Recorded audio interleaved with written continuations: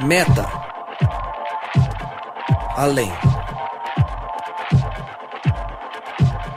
Noia, mente. Metanoia.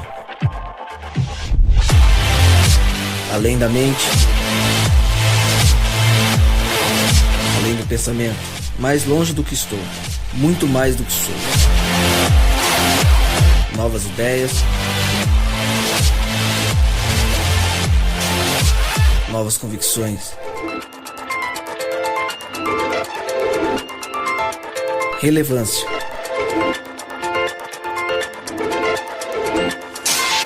Plenitude. A busca pelo ideal.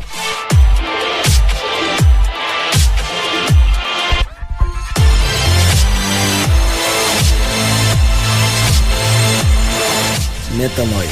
Expanda sua mente. Começa agora o podcast Metanoia e você está convidado a expandir a sua mente. Esse é um programa de uma geração que busca viver uma experiência real com Deus. Chegamos ao Metanoia 18. Sim, esse é o episódio 18. Meu nome é Lucas Vilches e, como eu sempre digo, estaremos juntos nessa caminhada. Toda segunda, às 8 da noite, temos um novo episódio. SoundCloud, iTunes ou em qualquer outro aplicativo de podcast do seu celular ou aí no seu computador. Procure, divulgue, mostre esse podcast para as pessoas. E se você chegou agora, logo no 18, dá uma pesquisada, escute o 17, o 16, enfim. Temos uma gama grande de conteúdos e queremos que você faça parte dessa família do podcast Metanoia. Hoje o tema é santidade e para esse tema uma mesa mais uma vez repleta de pessoas, alguns que já vêm caminhando com a gente nos últimos episódios. Começar com ele de novo, Dan Trindade. Fala, Lucas. Bem-vindo. Tudo bem? Estamos... Minha fraqueza, isso aí. Dan Trindade. Minha conduta. É um prazer. A galera conhece. É um prazer estar aqui. E aí, prazer novamente estar aqui. Obrigado, Dan. Tamo junto. Vamos que vamos. Bruno Menezes, mais um músico de novo, gostou e ficou. Cara, já faz parte disso aqui. Cara, toda vez eu me surpreendo aqui com o William Bonner do podcast, cara. Eu ia falar isso. A forma como o Lucas apresenta, cara. Todo eu nem quero falar podcast, mais, eu fico intimidado. Todo podcast, depois da fala dele, alguém deveria falar assim, ó. Pois é. Prestou atenção como ele fala bem? cara. Eu acho que deveria ser uma Quantas horas por dia já. você treina pra ter essa Isso desenvoltura? é de Deus, isso aí não é. Você vê, né, cara? Cara, eu agradeço mais uma vez aí o convite e tal. E mais uma vez façam propaganda aí. Ouçam meu podcast, Bruno Menezes aí. Baixem aí no iTunes Store. Procurem aí. Procure saber. Hashtag procure saber. Boa. É Bruno Menezes, tá lá? Bruno Menezes. Legal, cara. Olha lá, olha quem apareceu. Felipe Tonasso. Foi mal. Ele está aí. Eu devia ter feito Ele surpresa. voltou. Felipe Tonasso, bem-vindo de volta, hein? Bom estar de volta e bom estar entre amigos. Isso aqui pra mim é muito legal, semanalmente gravar com vocês, porque a gente se sente muito bem, troca ideia, edifica a nossa mente uns aos outros e sabe que isso pode chegar em algum lugar que a gente não chegaria, né? Então, legal estar aqui com vocês, essa mesa repleta, bem mais legal. Bem-vindo. B. Holanda já falou, então bem-vindo também, B. Não, obrigado, cara. Só queria falar Barba que você ruiva, é apresentador menino bonito. 10. Ah, como meu você favorito. é bonito. Amo você, viu, B? Bertarelli, bem-vindo de volta. Tudo bem, pessoal? Só agradecer aqui pela mesa de frutas, né? O pessoal do PG de Santo André que veio antes não teve essa comida toda, então só pra deixar eles com vontade, obrigado. Só pra dizer que isso é uma tremenda mentira. O que tinha de fruta aqui era do Bruno, que tá comendo de 3 em 3 horas. Você É, comeu uma verdade. mexa, agora aqui, pô. ó. Uma dieta. Ele fez aquele, vocês querem, né? Assim, Nem água a gente deu pro Bertarelli. Desculpa, deixa eu pegar alguém pra você, tá? Rodrigo Maciel, bem-vindo de volta. Bom demais estar com vocês de novo, você que ouve a gente aí, bom demais estar com você na sua companhia. Aqui tem uma mesa repleta hoje de gente boa aqui, é sempre bom estar aqui junto com vocês. Legal. Bom, como eu disse, o tema é santidade. E pra gente começar, eu trouxe alguns dos muitos textos que tem na Bíblia que falam sobre santidade. Eu queria citar alguns deles pra gente começar a nossa caminhada. Em 1 Pedro 1,15 diz que assim como é santo aquele que os chamou, sejam santos vocês também em tudo o que fizerem. Depois em João 17,17, santifica-os na verdade. A tua palavra é a verdade. Em Levítico 19,2, diga o seguinte a toda a comunidade de Israel: sejam santos, porque eu, o Senhor, o Deus de vocês, sou santo. Em 2 Coríntios 7,1, diz que, amados, visto que temos essas promessas, nos purifiquemos de tudo que contamina o corpo e o espírito, aperfeiçoando a santidade no temor de Deus.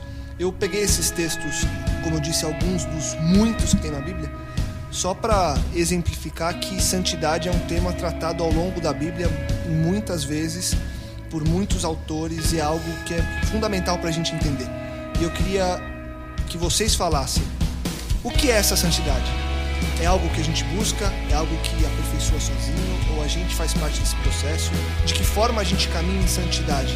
Enfim, o que no geral é esse tema santidade e por que ele é tão importante e tão tratado na Bíblia? Bom, eu queria trazer um fato curioso aqui que eu vi aqui no Dr. Google. Qual é o processo de santificação que a Igreja Católica adota para falar fulano de tal é santo agora e tal? Eu achei bem interessante. Primeiro que o primeiro passo acontece 5 anos depois do falecimento. Então, se você está pensando aí, poxa, será que eu sou santo e tal? Se você está vivo ainda, você está errado, então, né? São 5 anos depois do falecimento. Aí o bispo local ele vai fazer uma investigação da vida, vai pegar todas as informações positivas, procurar informações negativas e tal. Aí ele vai fazer um dossiê dessa pessoa e vai mandar isso para o Vaticano. Terceiro passo, o Vaticano vai olhar, vai verificar, vai procurar e tal, e vai procurar virtudes heróicas suficientes. Então, será que você já fez aí, pensando em você agora, você fez alguma coisa aí marcante, heróica, né? E tal, que é digna de louvor, a galera fala, pô, esse cara fez tal coisa e tal. Aí, se eles falaram, fulano aqui teve tantos atos heróicos e tal, já morreu faz 5 anos e não sei o que e tal, aí o Papa pode conceder o título de venerável. Essa pessoa, ela pode ser, você pode adorar essa pessoa porque ela tá num nível de santidade ali ainda tal, mas ele não acabou ainda. Depois disso, para acontecer o que eles chamam de beatificação, eles verificam se existe a existência de um milagre. Depois da morte dessa pessoa, tem que ter rolado algum milagre que é atribuído a ela. Aí ela é beata, foi beatificada essa pessoa. Ainda não é santa, tá perto, entendeu? Tá no caminho e tal. E o último passo é, depois desse primeiro milagre, tem que ter um segundo milagre ainda. E aí sim, se depois da morte da pessoa teve 2 milagres, e aí ela é considerada santa. E eu achava, quando pesquisei aqui, eu coloquei o nome Madre Teresa de Calcutá, porque eu achei que já tava tudo certo com ela, né?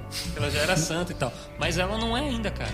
Porque depois da morte dela, eles verificaram um milagre só. Então, ela não é santa ainda. Eu tô trazendo isso aqui, claro, quando a gente tá brincando aqui, é só uma curiosidade, mas quando a gente pensa em santidade, tem esse negócio, né?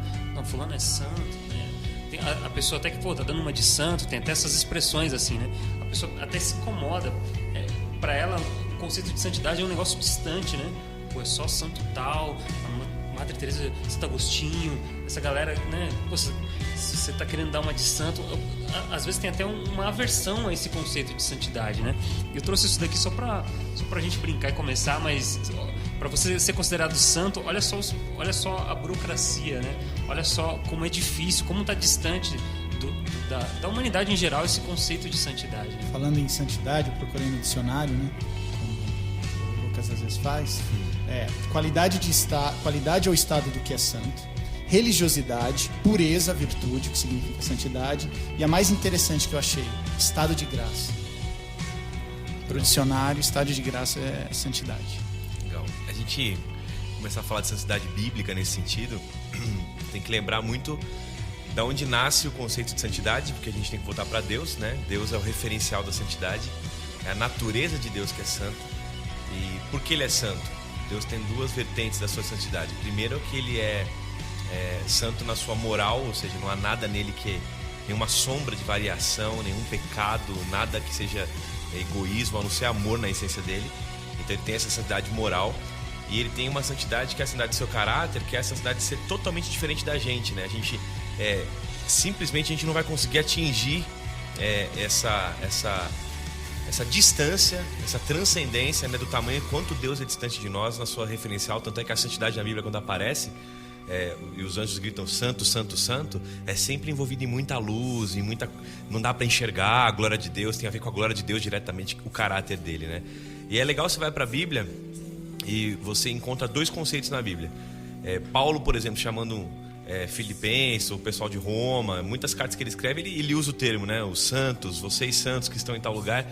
E ele não está dizendo que aqueles caras são sem pecado, né? Então um equívoco primeiro, a gente vai tratar com certeza mais à frente, é achar que santidade vem nessa direção que o Bruno colocou, de impecaminosidade. Santidade não é, na Bíblia, sinônimo de impecaminosidade. Mas eu não estou dizendo que a Bíblia não nos motive a viver uma vida livre do pecado. Senão eu estaria dizendo que Jesus morreu em vão, né? Primeiro, que ele morreu para substituir quem? Se a gente não peca, ou então se a gente pode vencer o pecado sozinho, não precisa de um Salvador. Segundo, se ele morreu para nos dar poder para libertar do pecado, então a gente está anulando o sacrifício dele. Então a santidade em crescimento de caráter de Deus, ela é necessária. Mas tem uma outra santidade bíblica que é colocada como separação. A palavra santo vem de uma ideia de separado. Literalmente, aquilo que é santo está sendo separado para um fim específico. Dedicado a um fim específico. Então a tribo de Levi era uma tribo de gente santa. Por quê? Não pecavam? Não, pecavam e muito, só que eram separados para um fim religioso. Eles eram considerados separados para tocar em artefatos que eram considerados santos. Por que era santo? O copo era santo? Não, o copo era separado para um fim específico, religioso. Então você pega essa ideia de separação e começa a tentar entender na mente de um judeu, na mente de alguém que está, um escritor bíblico, que entende tudo como algo espiritual. Ele não separa a vida dele entre trabalho espiritual, carreira, música, louvor, lazer e igreja. Aí você está andando na terra, lá no deserto, o seu nome é Moisés, e aí você está andando numa terra, é só uma terra, é só um deserto. Só que naquele momento Deus aparece na sarça, com essa história, e aí a fala de Deus traz essa ideia, né? Ó, tira a sandália. Por quê? Porque é só um deserto, ou seja, era para ser só mais um deserto. Mas a partir dali, Deus está separando aquele lugar para um encontro específico, onde a glória dele vai se manifestar. Então ali passa a ser um lugar santo. Então é legal essa concepção de que santidade não é impecaminosidade e que ela é sim, na Bíblia, separação para um fim. Então vamos chegar no final com certeza falando disso, mas por que então somos chamados de santos? Porque somos impecaminosos ou porque fomos separados para um fim? Essa é uma pergunta legal. Eu acho que uma coisa importante que o Tonassi falou aqui, que me lembra uma frase de um pastor que eu gosto muito, diz o seguinte: a santidade não é a forma com a qual eu me excluo, mas é a forma com a qual eu interfiro. Então, quando o Tonassi está falando da questão de separado, eu entendo assim, me corrija aí, Tonassi, se eu estiver errado, mas quando ele fala de separado, não está dizendo de excluído do processo, né? Está dizendo de separado que, do ponto de vista numa... Ponto de vista de finalidade. De finalidade, mas nunca do ponto de vista... geográfico ou que seja exclusivo. Né? Exclusivo. Então eu entendo que, na verdade, a santidade tem esse propósito, não da gente se excluir, porque, no geral, o que as pessoas pensam? E eu acho que você que está ouvindo a gente pode eventualmente ter pensado isso em algum momento, que a santidade é o esforço que eu faço contra o mundo, contra as coisas do mundo, para que no final eu me salve, para que no final eu contemple uma salvação. Então, o ápice da minha santidade é a salvação. A gente já aprendeu aqui que a salvação é pela graça e ela é o princípio, ela é o começo. Se você não ouviu esse podcast, você pode voltar lá, se eu não me engano, o podcast número 2. Confirma aí, Lucas. Podcast número 2 sobre a graça, para você lembrar que a graça é o princípio, é o começo. Então, se a graça é o princípio, é o começo, a salvação é o começo de todas as coisas, então a santidade é um processo natural daqueles que são salvos. Então, aqueles que são salvos são santos nessa perspectiva, não na santidade de lutar contra o mundo para que eu possa ver Deus, mas é lutar contra mim mesmo, lutar contra a minha natureza para que os outros não sejam privados de ver Deus em mim. Boa. Então, a santidade tem essa perspectiva da motivação muito intrínseca. Por que eu quero ser santo? Por que eu busco a santidade? Se eu estou buscando a santidade para ser salvo, eu estou buscando a santidade por uma razão egoísta. Porque eu quero salvar a mim mesmo. E a Bíblia diz que todo aquele que quiser salvar a si mesmo vai se perder. Então, quando a santidade é na perspectiva de salvar o outro, de permitir que o outro não seja privado de ver Deus em mim, então a minha motivação foi renovada. Uhum. Cara, eu lembrei, desculpa, eu lembrei de Moisés, quando ele se coloca, quando ele está intermediando, né, pelo povo, ele fala: Senhor, o Senhor vai destruir esse povo por causa do pecado? Não, faz o seguinte, me tira do seu livro, me risca o meu nome do seu livro, mas não destrói o povo. Então ele arrisca, ele fala: não, você vai destruir meu povo, me aceita então como se fosse um sacrifício, vai, me tira do livro, me mata então, mas preserva o povo. Eu acho que é esse sentido mesmo, de você pensar no próximo mesmo.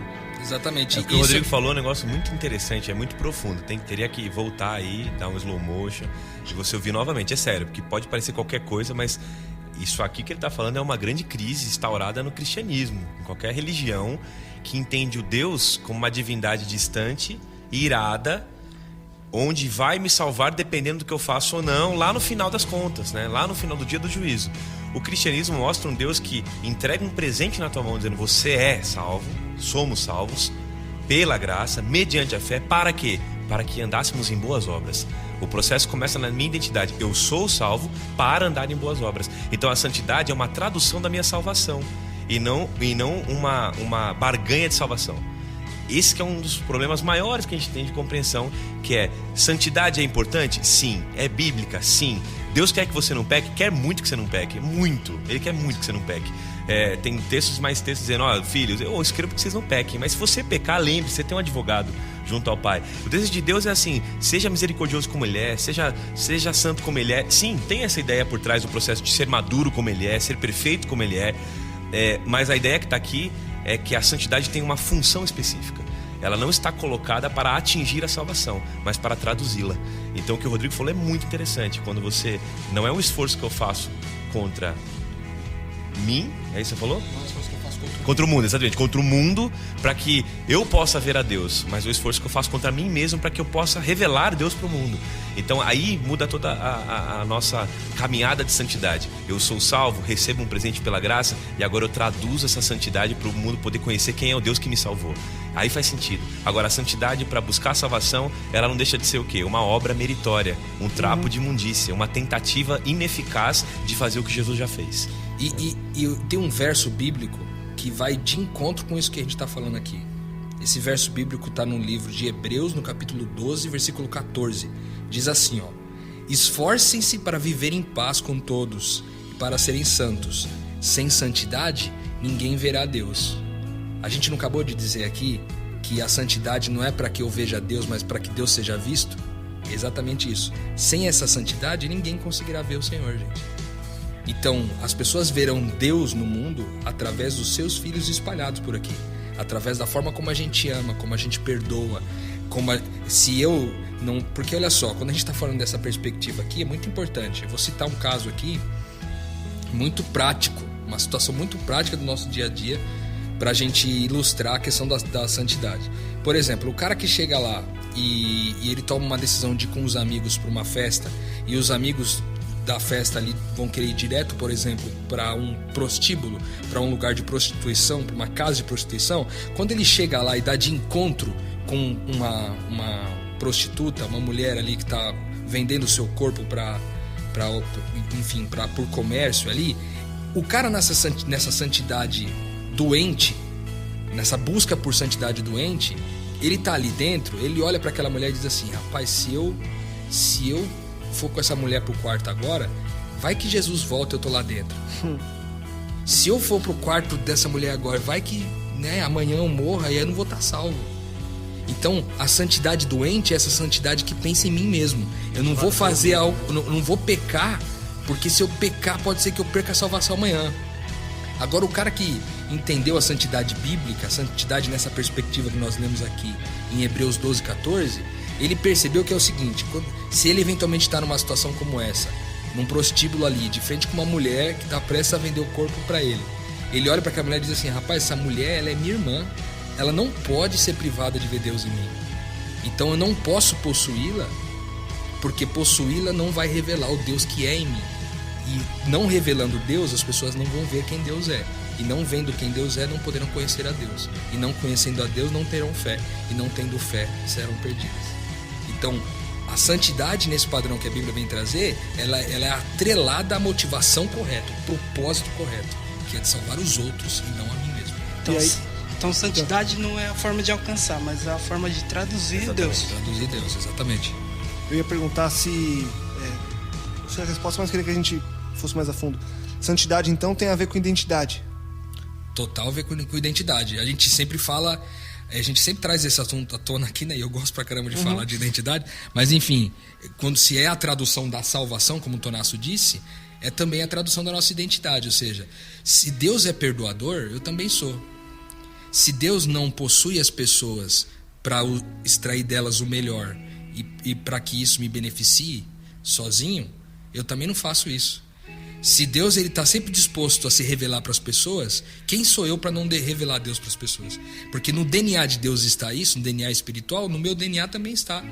Então eu faço aquilo, a minha prioridade no reino de Deus é a mesma prioridade de Deus. Qual é a prioridade de Deus? É gente. Então a minha prioridade também é gente.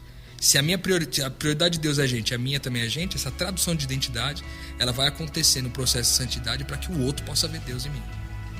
Eu lembrei aqui do termo, Lucas, que é usado na teologia para falar das duas santidades, as duas perspectivas de santidade de Deus.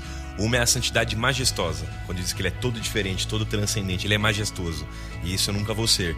E a outra é a santidade moral, que ele pode sim oferecer a nós, dia após dia, indo num processo. Veja, o pastor Amin Rodor falava muito isso. Santidade não é algo que Deus exige de você, pelo contrário, é um presente, é algo que ele oferece a você. Ele diz assim: você quer ser santo como eu? Então abre o coração, porque o querer e o realizar o meu Espírito vai fazendo em você. Ou seja, você vai decidindo e ele vai efetuando as mudanças. Então você pode vencer na santidade moral, que é um dos viés da santidade divina. Você pode vencer pecados. Claro que pode. Quem de nós aqui já não errou em alguns erros e olhou para trás e falou: não, aquilo lá já não mexe mais comigo, não faço mais, não tenho mais aquela tentação. A gente vence uma outra área da vida, claro que vence. O problema é que nem aquela grama, né? Que você limpa aqui, se o terreno for muito grande, se você estiver chegando lá no final, quando você chegou lá no final, aqui já está sujo de novo. Você acha que consegue limpar, mas não consegue. Então, pecados você consegue, de alguma maneira, se libertando de algumas tendências. Você luta, se entrega a Deus, você se rende, você toma decisões. Agora, pecado, que é a tua natureza, você não se liberta dela. Isso é uma obra divina. Os dois são obra divina na perspectiva de que é Ele que gera em nós o poder, a clareza, o Espírito que conduz a verdade, nos empodera, nos aponta a Cristo, né? Faz um trabalho de tradução da nossa oração. O Espírito faz tudo. Só que, num segundo sentido, o pecado de natureza que temos, esse aí essa santidade moral jamais alcançaremos até que a nossa natureza seja retirada e transformada. Isso é claro, a gente entender. Porque esse podcast não está aqui para polemizar, mas tem muitas linhas e vertentes de compreensão de santidade que dizem que, ok, majestoso eu não vou ser, ótimo, então... Mas e o moral? Moral é assim, eu posso vencer pecados e posso vencer o pecado que sou. Como assim? Eu nunca vou pecar mais, nenhuma tendência, nenhum desejo, nenhum pensamento, eu posso conseguir. Ok, você pode até achar que consegue fazer isso em ação, mas você não deixa de ser pecado ambulante. Isso você não vai conseguir. Santidade moral você não alcança, a não ser o Deus Santo retirando essa natureza de você. Então é legal pontuar isso só para que alguém esteja ouvindo a gente e ache, poxa, então eu vou fazer o que eu quiser. Sempre alguém que pensa isso é porque primeiro não entendeu o amor de Deus, nem o preço que ele pagou e muito menos o plano dele. Porque para lembrar de santidade tem que lembrar, eu fui criado para ser como Jesus. Quanto mais me assemelho a Jesus, mais santo eu sou. Esse é o plano de vida de Deus. Ser santo é ser Cristo, né? Então santidade tem a ver com a relação que a gente tem. Deus só manda umas perguntas, né? Então santidade é isso aí mesmo. Para dar uma compreensão maior. Ele dá uma reforçada. Ele dá. Trazendo... A santidade tem a ver então com a relação que eu tenho com Deus, que é a minha natureza espiritual se refletindo na natureza humana. Exatamente. Trazendo o que isso a gente falou em um episódio passado, né? Quando a gente falou um pouquinho das redes sociais, o moralismo nas redes sociais, então, é uma tentativa frustrada do cara mostrar uma santidade, né? Ponto. Ele começa a condenar na vida das pessoas aquilo que não acontece na vida dele. É o religioso. Pois é. O religioso é esse cara aí. E aí não esquecer também que santidade é progressiva, né? A gente tem um equívoco, até falando sobre isso numa série sobre espiritualidade, eu comentei, a gente tem que se libertar da ilusão de que mudança acontece rápido. Se você achar que você vai conseguir traduzir Deus de um dia para o outro para as pessoas, às vezes não.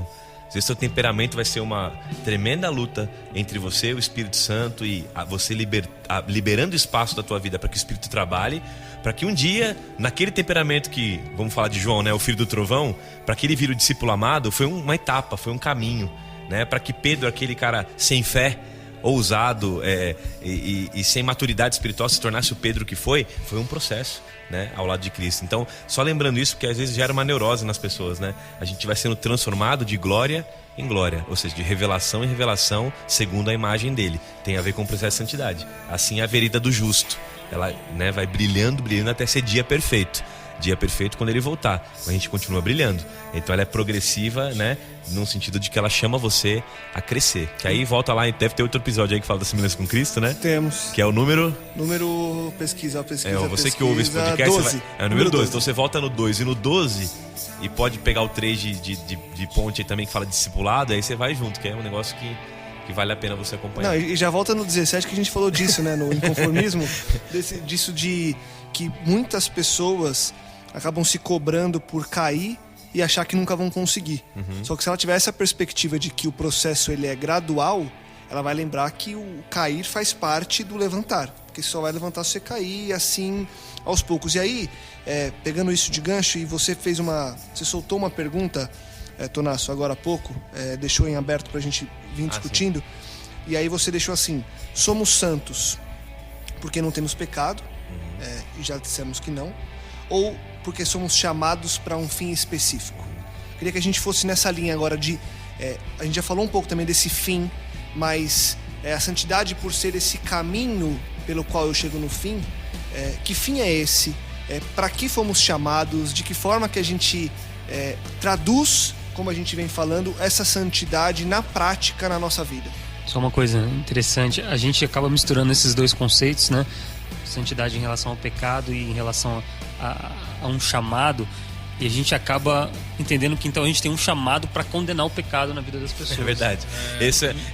Os dois estão juntos, né, Bruno? Você é chamado das trevas para a luz e é chamado de nação santa para quê? Para anunciar as virtudes de quem te chamou. Isso está lá no texto, isso é bíblico, você é chamado. Mas você confunde essas duas ideias para condenar, é verdade. Miserável homem que sou, né? É verdade. Eu tava lendo... Vocês para condenar e não para revelar o amor de Deus. Por incrível que pareça, com 35 anos eu fui ler O Grande Conflito agora. E assim, eu tô miserável homem que você é mesmo. Maravilhado. Você percebe que a história é cíclica. Que os valdenses já faziam isso, e isso incomodava as pessoas. Então, às vezes, a forma de eles falarem de Cristo, da santidade de Cristo, as pessoas viam eles como santo. Incomodava isso. E a hora que a gente passar a falar de Deus para os outros através do amor, mostrar o amor de Deus pela gente, eu acho que vai acabar incomodando essa, entre aspas, santidade, vai incomodar outras pessoas. Sim, tem um ponto importante aí que eu queria dizer o seguinte, só para afirmar ainda, antes de eu responder essa pergunta aí, Lucas. Quem colocou na nossa cabeça que a gente... Perdão. Quem colocou na nossa cabeça que a gente tinha que fazer uma coisa para se tornar alguém foi o diabo. Que quando ele chega ali perante Eva ali e diz assim, ó, no dia que você comer dessa fruta, você vai ser igual a Deus. Foi a primeira inserção desse pensamento que a gente tem que fazer coisas para se tornar alguém. Deus já tinha dito o seguinte: eu crio você à minha imagem e semelhança. E ele já tinha criado antes do homem todos os recursos que o homem precisava para viver. Então ele disse para o homem o seguinte: vocês são meus filhos, vocês são a minha semelhança, os recursos estão todos aí, agora vão e cumpram o seu propósito, encham a terra. Esse era o propósito de Deus. Mas aí quando Eva chega diante do diabo, ele distorce esse pensamento. E esse pensamento, desde Eva para cá, vem acompanhando o processo do cristianismo até hoje. Ou seja, eu fico achando que eu tenho que fazer coisas para me tornar alguém. Isso é demoníaco. Isso é doutrina de demônios. Então, o que a gente tem que, de uma vez por todas, entender é que não é o que eu faço que me garante ser alguém. É quem eu sou que me garante fazer o que faço. Boa. É igual assim, né? Eu só sou chamado de filho pelo meu pai quando eu obedeço. Se eu desobedeço, eu deixo de ser filho. É como se você dissesse isso.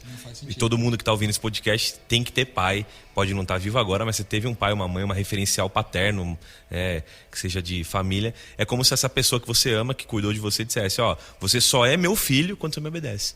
É quase isso. É como se Deus olhasse pra gente e dissesse: enquanto você não me obedecer em tudo, você não é meu filho. E é o contrário, você é meu filho e eu te convido a andar comigo para aprender nesse caminho, o caminho da obediência, da submissão da sua vontade à minha, para que quando o meu senhorio estiver instaurado no teu coração dia após dia, nas áreas diversas da sua existência, você vai conseguir me traduzir e entender o quanto a sua santidade vai se tornar a sua missão. Vou dizer por que eu estou falando isso. Em Israel, a santidade do povo era a missão do povo. você pode colocar um sinônimo, santidade igual missão. Não tem uma missão se não houver o desejo de submissão à vontade de Deus e ser parecido como Ele é. Então, em Israel, por que vocês eram chamados, né, Israel, nação santa? Porque Deus tinha um plano pra gente. Qual era o plano que Ele tinha pra vocês? Que a gente ia andar pela terra, a gente ia até uma terra que mana leite e mel. Nessa terra, cara, a gente ia ser abençoado, a gente não ia ter... Nossa sandália ia durar mais, nossa terra ia ser mais farta, a gente ia ter um referencial de comer algumas coisas que Ele separa para fins de adoração. Deus está falando assim, eu quero que vocês reconheçam quem eu sou, que eu sou o soberano. Vocês vão entender que tudo que vocês fazem é diferente. E as pessoas vão até você. Todo mundo, né, vai olhar para você e falar, cara, por que essa nação vive como vive? Então a santidade de Israel, o seu princípio não era para que eles fossem salvos. Por que eu estou dizendo isso? Porque eles já haviam sido convidados para a salvação.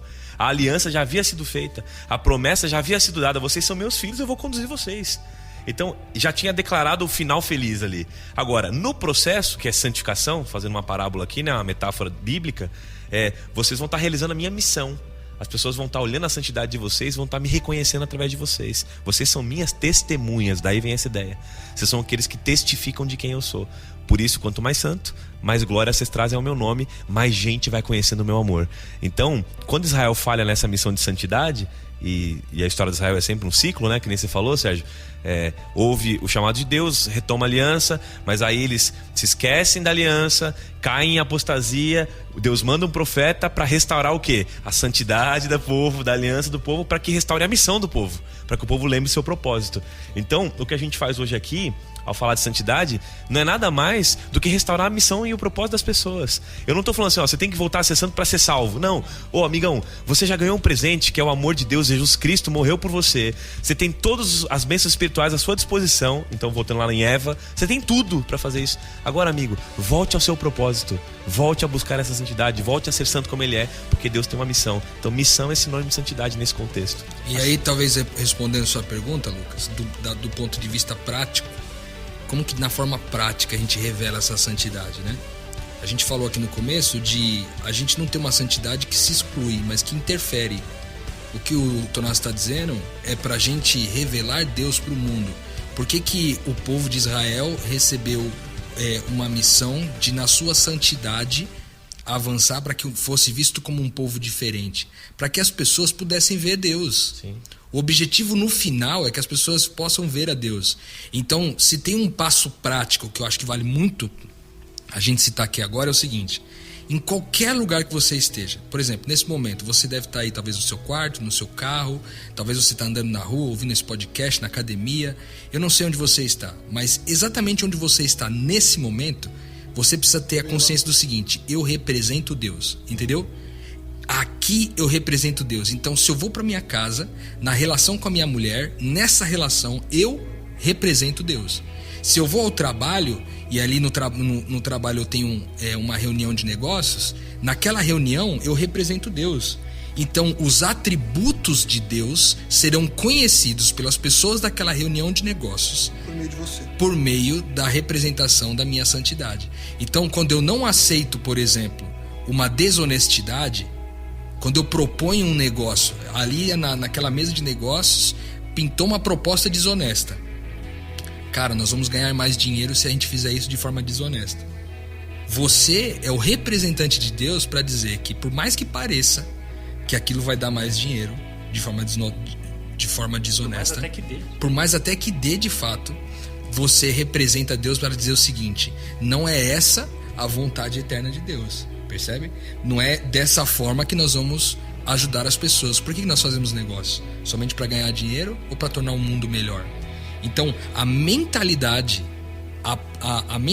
com que você chega numa relação, seja ela qual for, porque a grande maioria dos pecados está associada a relações, né, com outras pessoas.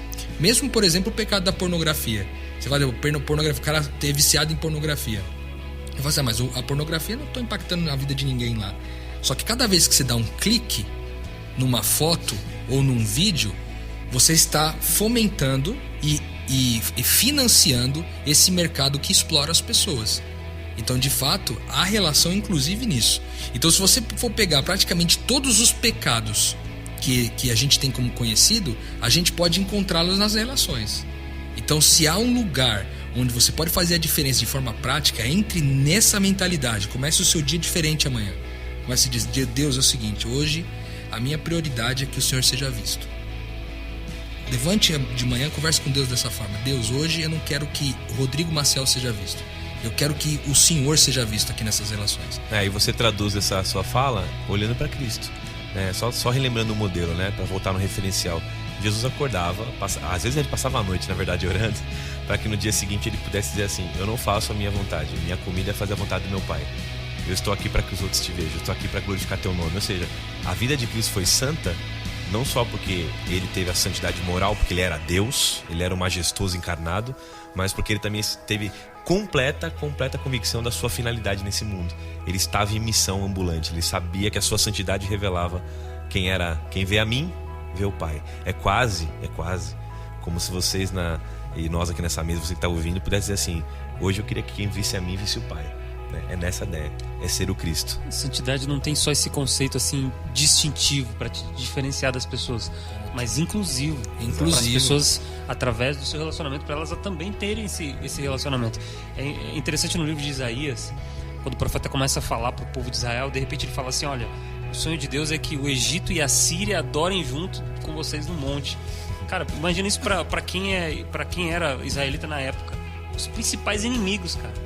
O profeta fala assim: não, o sonho de Deus é que você adore a Deus junto com o egípcio, aquele que te escravizou, que você adore junto com o assírio, aquele que te infernizou aí, que te levou escravo, que acabou com a sua colheita, que te fez sofrer e tal.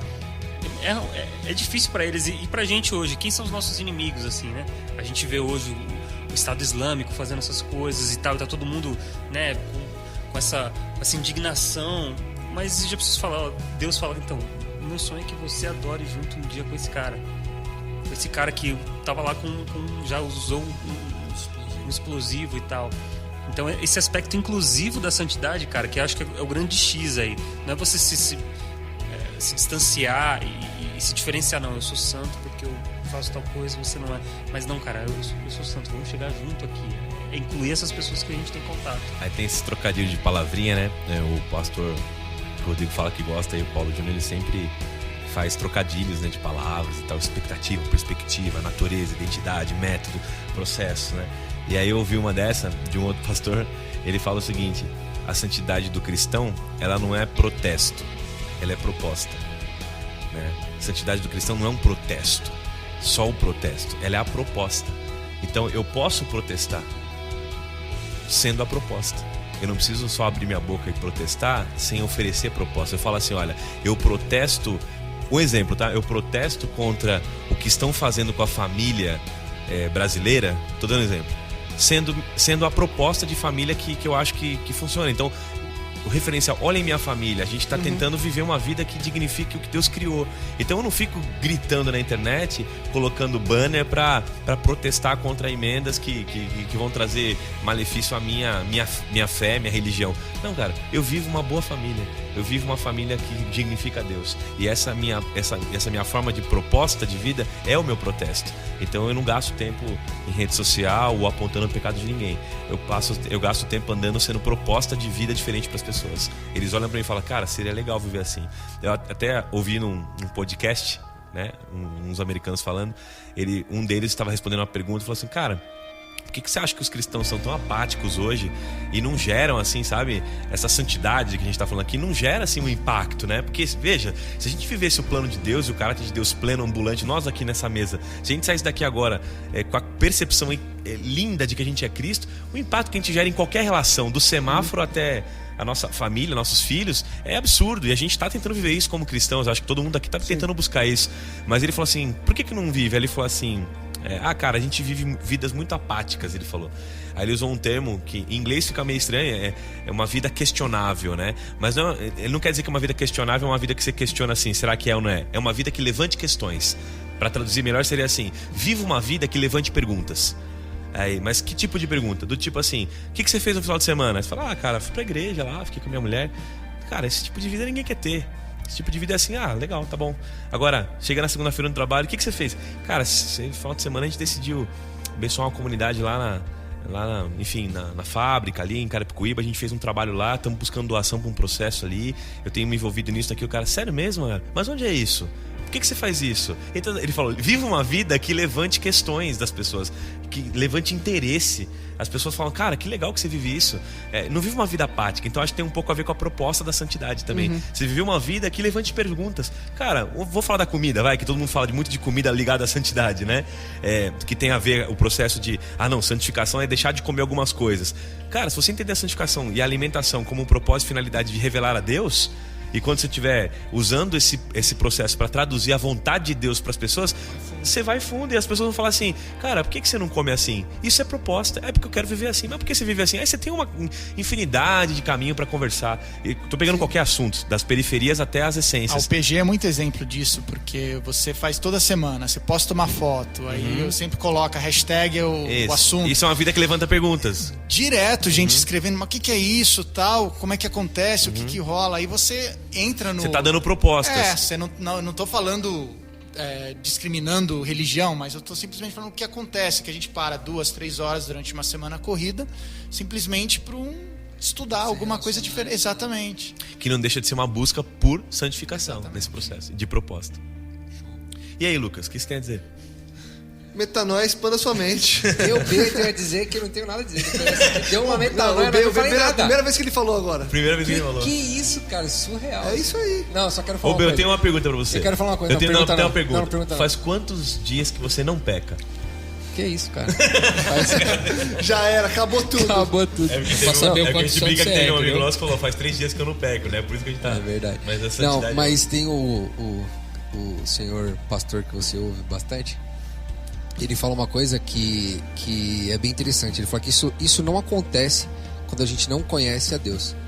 Porque a gente não consegue revelar aquilo que a gente não conhece. Aquilo que a gente...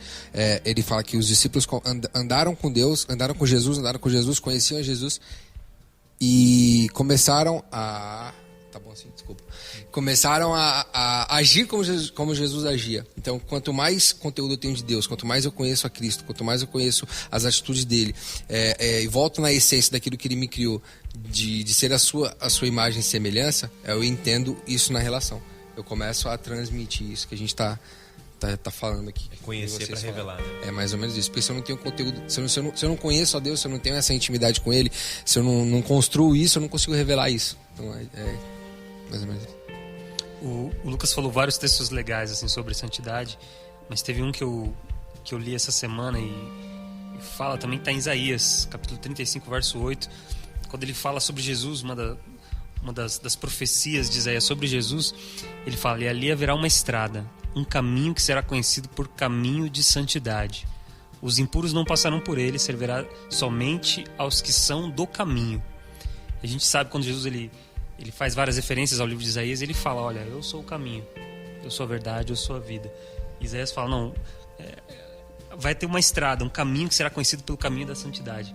Então é o relacionamento com Jesus. No relacionamento com Jesus você vive essa vida que levanta perguntas, você vive essa vida que é inclusiva, que traz as pessoas, que gera propostas. Revela. Que possamos então... Lucas, que possamos. Sempre, não, sempre assim, né? Se você mandar essa é porque já tá acabou. acabando, Já né? possamos, que a gente então, possa. Que a gente possa. Pronto, acabou. Sim, desta sagrada. Compartilhe, divulgue, ajude, então brincando.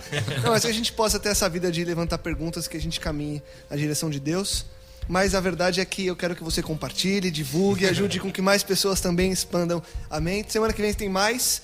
Obrigado a todos vocês por mais um podcast. Sede santos, porque eu sou santo. Ele fala isso. Boa. Metanoia.